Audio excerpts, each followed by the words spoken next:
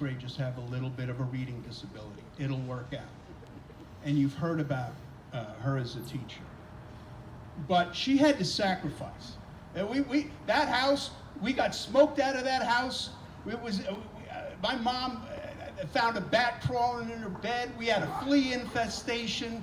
You saw the picture. Our well would go dry. My dad and I would have to go down to a river and bring back, because we got to feed the bull and the pony the water.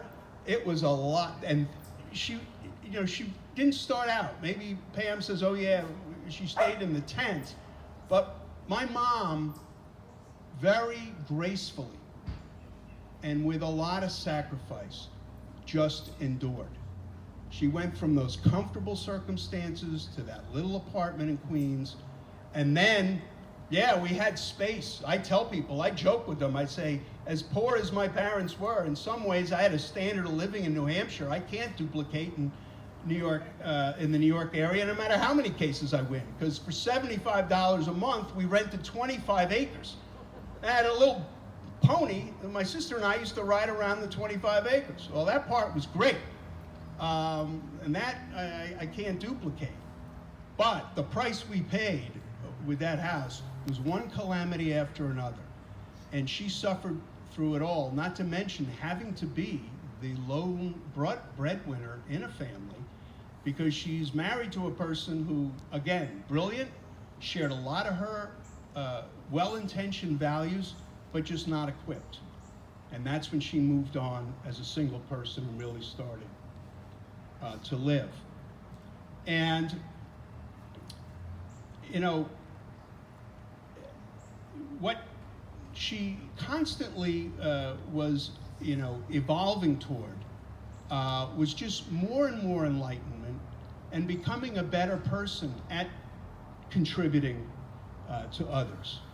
And she put a value on enjoying things and loving things that were not the kind of things that if you enjoy it, it's at someone else's expense. She really wanted a world where people were greedy, but greedy about how much they loved maybe kayaking, enjoying a gorgeous day, enjoying the time with their family,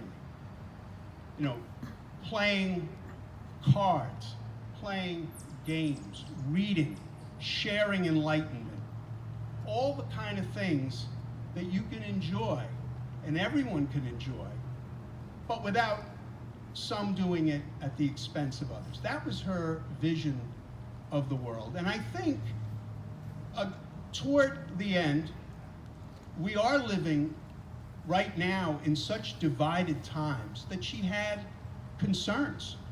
She was a little discouraged because she saw what she felt was a lot of apathy toward a lot of things that weren't being viewed correctly or weren't being done right. One thing my mom did not do is just turn a blind eye to things that were unpleasant. As you can tell from my sister reading a poem of mine, I've always liked to write, and very late in life I've taken to doing a little bit of songwriting. I wrote a song, and I'll just share a few lines.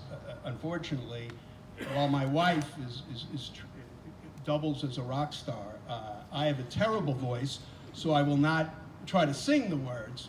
But the chorus in the song is, don't turn a blind eye to what you know is wrong. Don't call a lie true just to go along. Don't think you're winning by saying all is fair. You're going to lose what you did not want to share. And those are sentiments that reflect what I shared with my mom and what she had a strong belief in, and what somebody made reference to earlier was sharing. That's what she wanted. She wanted a world where people share. And in order to share, they have to conserve. And they have to be forward-thinking. And they have to make sure there'll be enough for people